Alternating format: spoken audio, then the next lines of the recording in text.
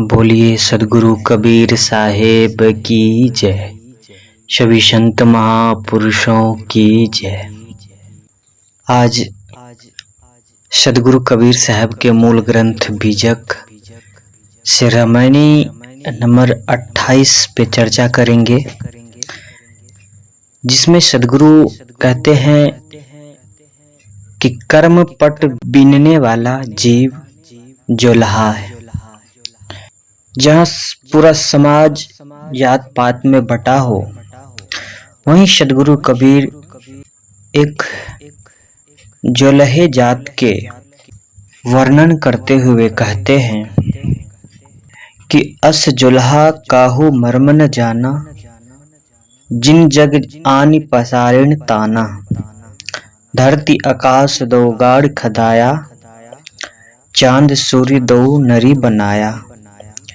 शस्त्र तार ले पूरण पूरी, अजहु बिने कठिन है दूरी। कहें कबीर कर्म से जोरी, सूत कुसूत बिने भल कोरी।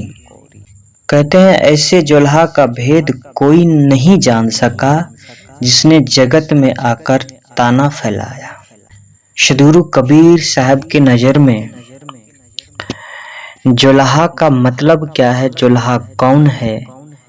कहते हैं उस जोलहे ने धरती और आकाश दोनों को गड्ढा बनाया और चांद तथा सूर्य को नरी बनाया और 1000 सूत लेकर भरने लगा। वह आज भी बीनता है। उसकी यह आदत दूर होना कठिन है। कबीर साहब कहते हैं कि यह जोलहा कर्म के बंधन को जोड़कर अच्छे बुरे कर्म सूत को अच्छी तरह बुन रहा है। विषयों के अध्याय में जकड़ा हुआ संसारी जीव ही जोलहा है, जो बारंबार जगत में जन्म लेकर कर्मों के ताना बाना फैलाता है, परंतु वह खुद अपने जोलहाएपन को अर्थात कर्म जाल को नहीं समझ पाता। न वह अपने शुद्ध चेतन स्वरूप को समझता कि मेरी क्या गरिमा है, और न यही समझता है कि मैं क्या कर रहा हूँ। मैं ही अपने कर्म जाल का बीनने वाला तथा जोड़ने वाला तोड़ने वाला हूँ। इस रहस्य को नहीं जानता। अपने जीवन पे आए हुए तकलीफों का जिम्मेदारी दूसरों पे सौंप देते हैं हम, जबकि हमारे जीवन में अगर तकलीफ है तो उस तकलीफ का जिम्मेदार हम खुद हैं, कोई और दूसरा नहीं है। और यहाँ तक तो देखा जाता है कि लोग अपने तकलीफों को बताने और बांटने भगवान के पास चले जाते हैं, मंदिरों में जाते हैं। अच्छा, ये बात बताइए कि कितने लोग मंदिर जाते हैं तो इस भाव से जाते हैं कि हम पूजा करने जा रहे हैं। मान लेते हैं 1-2% लोग ऐसे होंगे, लेकिन 98 से 99% लोग सिर्फ इसलिए मंदिर जाते हैं कि भगवान से कुछ मांगेंगे, कहीं ना कहीं कुछ मिल जाए, या अपने पास दुख है तो उस दुख को भगवान के ऊपर सौंप के आ जाएं। ये कभी गौर, ये चिंतन ही नहीं कर पाता है कि इस दुख का कारण क्या है, इस दुख की जिम्मेदारी किसको दें, दुख जीवन में क्यों है, परेशानी क्यों है, पीड़ा क्यों है। इस रहस्य को नहीं जानता। इसीलिए अनादिकाल से कर्मों का पट बुनता चला जा रहा है। सदगुरु जोलहे के करघे का सुंदर रूपक करते हैं। वस्त्र बुनने का करघा जहां स्थापित किया जाता है, वहां नीचे गड्ढा होता है, जिसमें पैर डालकर जोलहा बैठता है और पाट बुनता है। नरी उस लकड़ी को कहते हैं जिसमें भरने के लिए सूत लपेटता रहता है। जैसे प्रकृति के मानव सृष्टि पट बुनने के लिए पृथ्वी तथा आकाश को गड्ढा बनाया हो और चांद्र तथा सूर्य को एक रात और दिन को नरी बनाया हो, वैसे कर्मी जीव शरीर का अधोभाग रूपी पृथ्वी एवं उधर्व एवं शिरोअंग रूपी आकाश के गड्ढे खुदाए हैं और एड़ा तथा पिंगला को नरी बनाकर जीवन तथा कर्म रूपी वस्त्र बुन रहा है। नाक के बाएं छिद्र के श्वास को इंडा तथा चंद्र नाड़ी कहते हैं और दाएं छिद्र के श्वास को पिंगला तथा सूर्य नाड़ी कहते हैं। चांद सूर्य दो नरी बनाया का अभिप्राय है एड़ा तथा पिंगला नाड़ी को नहीं बनाया, इसी से जीवन का वस्त्र बुनता है और कर्मों का वस्त्र तैयार होता है। सद्गुरु कहते हैं सहस्त्र तार ले पूर्ण पूरी। यहाँ सहस्त्र का अभिधा अर्थ एवं शब्दार्थ नहीं लेना चाहिए, किंतु लक्षणा अर्थ लेना चाहिए।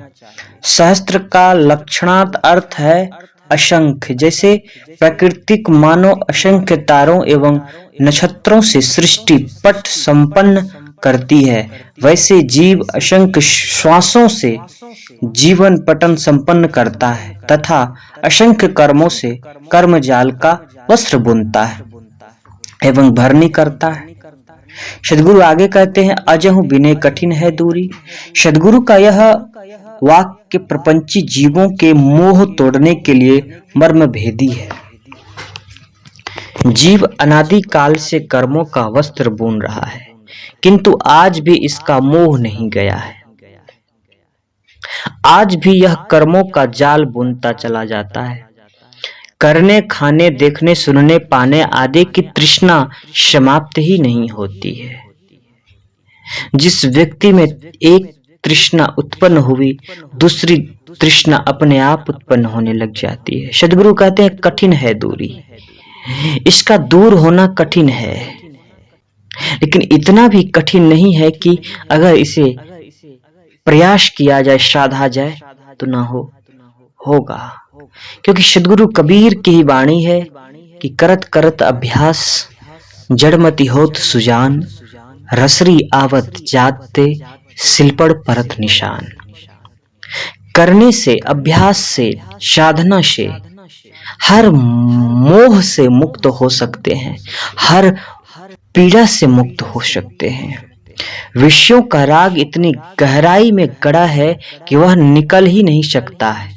जब तक चित्त से राग नहीं निकलता, तब तक कर्मों का वस्त्र बुनना बंद नहीं हो सकता। किसी साधक को इसीलिए साहसहीन नहीं होना चाहिए कि सद्गुरु तो स्वयं कहते हैं कि कठिन है दूरी, अर्थात यह कर्म बंधन दूर होना ही कठिन है। यहाँ सद्गुरु संसारियों की राग लिप्सा पर प्रकाश डालते हैं। सद्गुरु ने इस बीजक में साहस के सैकड़ों वचन हैं। केवल एक साखी ले। तौलों तारा जगमगे, ज्योलों उगे न सूर्य, तौलों जीव कर्मवश डोले, ज्योलों ज्ञान न पूर्ण। पूर्ण ज्ञान होने पर कर्मों का जाल भस्म हो जाता है।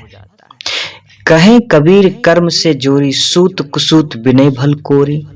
सद्गुरु कहते हैं कि यह कर्मी जीव रूपी कौरी अर्थात जोल्हा अपने आप को निरंतर कर्मों से जोड़े रखता है और सूत कुसूत अर्थात अच्छे और बुरे सभी कर्मों का वस्त्र बुनता रहता है।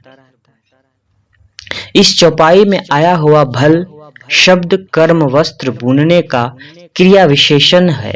जोल्हा अच्छे बुरे सूत को लेकर वस्त्र निपुणता से बुनता है, अर्थात जीव शुभाशुभ कर्मों के धागे को लेकर भव बंधन का वस्त्र अच्छी तरह बुनता है और इसी में सदैव उलझता रहता है, खुद के बनाए हुए जालों में उलझ जाता है।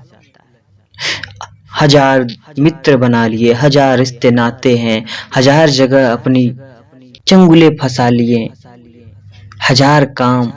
इन सभी बंधनों से मुक्त होने के लिए इस सदगुरु कबीर साहब के विचारों को गहन रूप से सुनना और पढ़ना चाहिए।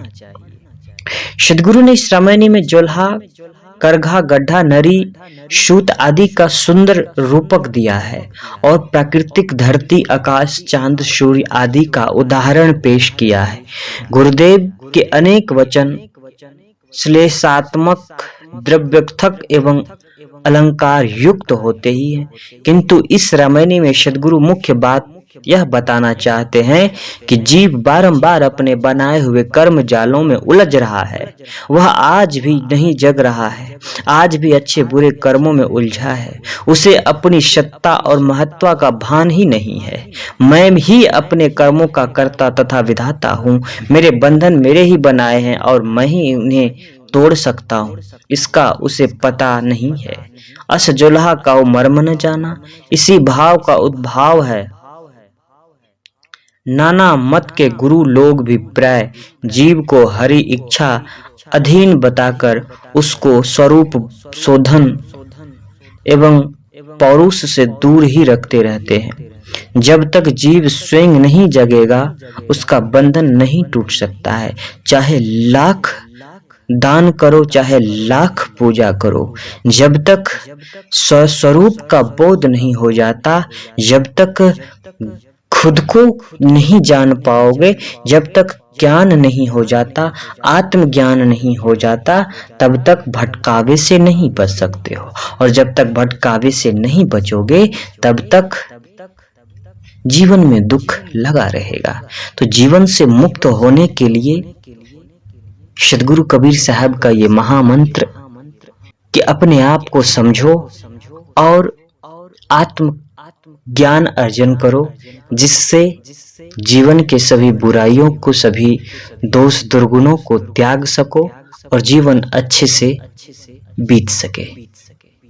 इन्हीं विचारों के साथ मैं अपनी वाणी को विराम देता हूँ। बोलिए सदगुरु कबीर साहेब की जय।